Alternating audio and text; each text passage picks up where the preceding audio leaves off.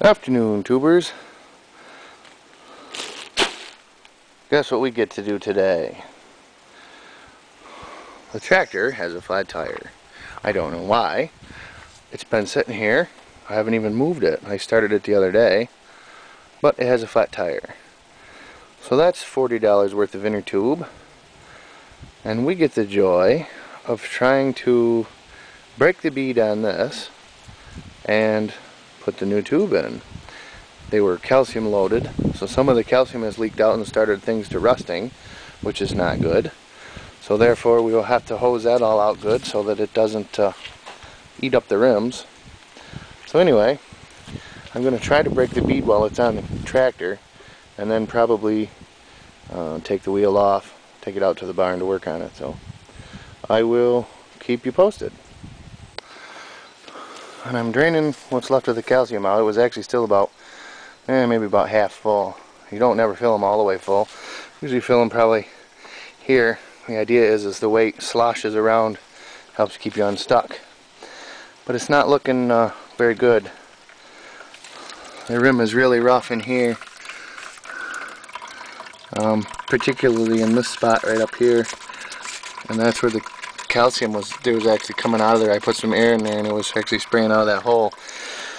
So my guess is it got rusty. It may have had a pinhole in it,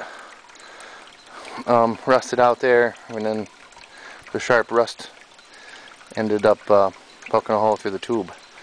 So probably what's going to have to happen is we're going to have to dismount the tire and clean up the inside of that rim if there's any salvage in it. And that's going to be fun because this tire's not in the greatest shape, but anyway, I'll let you know what's going on. Well, I don't know if I'm just not as smart as you guys, but I just came upon a brilliant idea. I've been fighting with this, trying to get this bead broke, using a flat bar and a hammer, and I'm just getting nowheres. So I thought, well, I'll use this rim of the tractor, this flange, to break the bead. But this was on the other way around for the smaller size wheel, or size tire spacing. And this part of this rim was hitting right on this part of the rim here and not pushing down far enough. So I thought, well, I'll take the lugs off and flip that around, and I dropped the weight of the tractor here and here, and it broke the bead.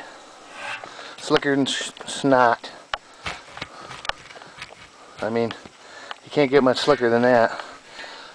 I didn't have to fight with it. All I did is jack the tractor up and let it drop on it. It worked great.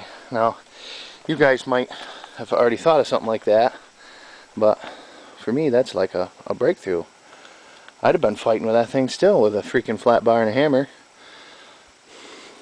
I'd use the bucket. I've heard of people using buckets or backhoes, but there's no down pressure on this bucket, so it wouldn't have done me any good. But the weight of the tractor is enough.